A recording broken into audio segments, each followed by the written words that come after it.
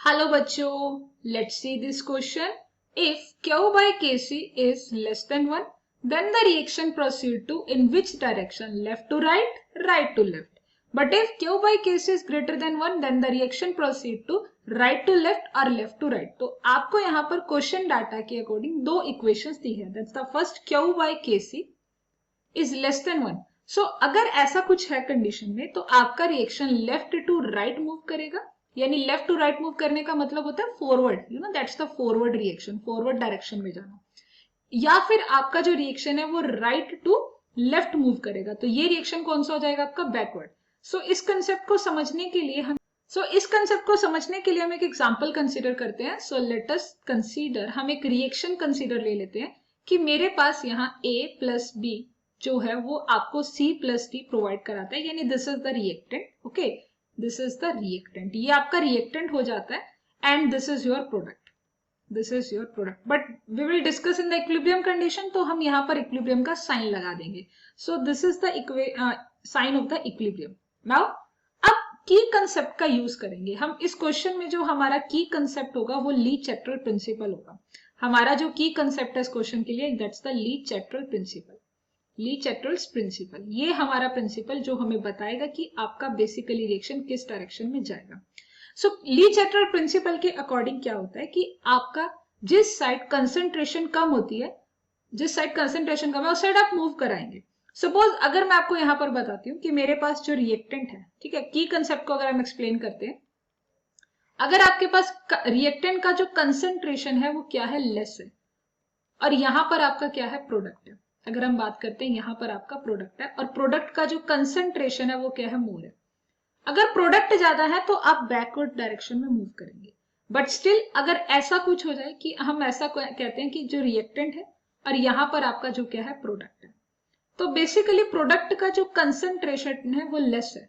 अगर प्रोडक्ट कम बन रहा है और रिएक्टेंट का कंसंट्रेशन ज्यादा था तो ऐसे में जो रिएक्शन होगी वो आपकी फॉरवर्ड होगी. ये बैकवर्ड हो जाएगा. मैंने अपने की कंसेप्ट यानी ली-चैटरल प्रिंसिपल को एक्सप्लेन किया है आपके सामने. This is the forward. कि अगर रिएक्टेंट का कंसंट्रेशन कम है और प्रोडक्ट का ज्यादा है तो बैकवर्ड डायरेक्शन में रिएक्शन करेंगे. बट अगर रिएक्टेंट का कंसंट्रेशन ज्यादा है, प्रोडक्ट का कम है, तो फॉरवर्ड डायरेक्शन में रिएक्शन करेंगे.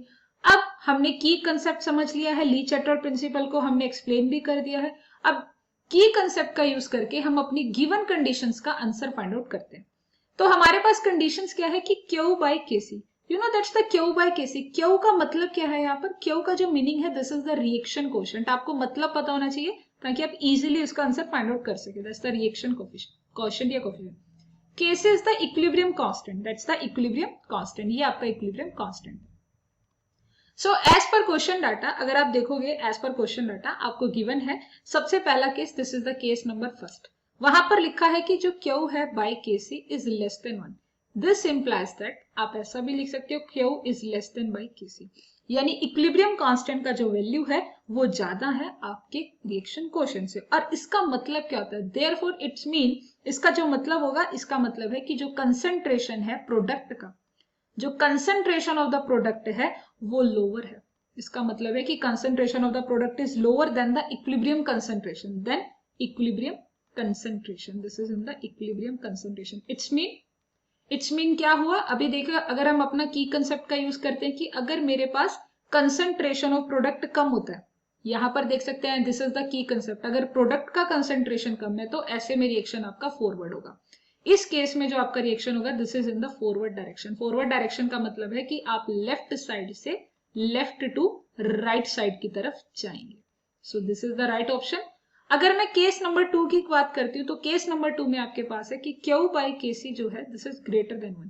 दिस इंप्लाइज दैट कि Q जो है वो ग्रेटर देन है Kc.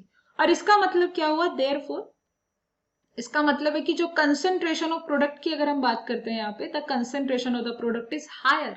यहाँ पर जो आपका कंसंट्रेशन ऑफ प्रोडक्ट है वो हायर देन होगा इक्विलिब्रियम कंसंट्रेशन से, देन इक्विलिब्रियम कंसंट्रेशन. अगर ऐसा कुछ है तो ऐसे में आपका रिएक्शन कहाँ जाएगा? अब आप की कंसेप्ट पर चलेंगे कि अगर कंसंट्रेशन ऑफ प्रोडक्ट आपका ज्यादा हो जाता है तो रिएक्शन आपका बैकवर्ड डायरेक्शन में चला जाएगा. So the reaction in a move in a backward direction. आपका जो रिएक्शन होगा वो किस में चला जाएगा? बैकवर्ड डायरेक्शन में चला जाएगा. बैकवर्ड डायरेक्शन का मतलब होता है राइट टू लेफ्ट डायरेक्शन में चले जाना, राइट टू लेफ्ट डायरेक्शन में।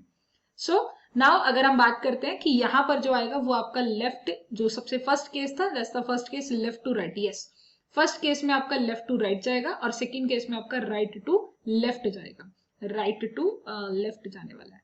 So hope you understood it well. Thanks.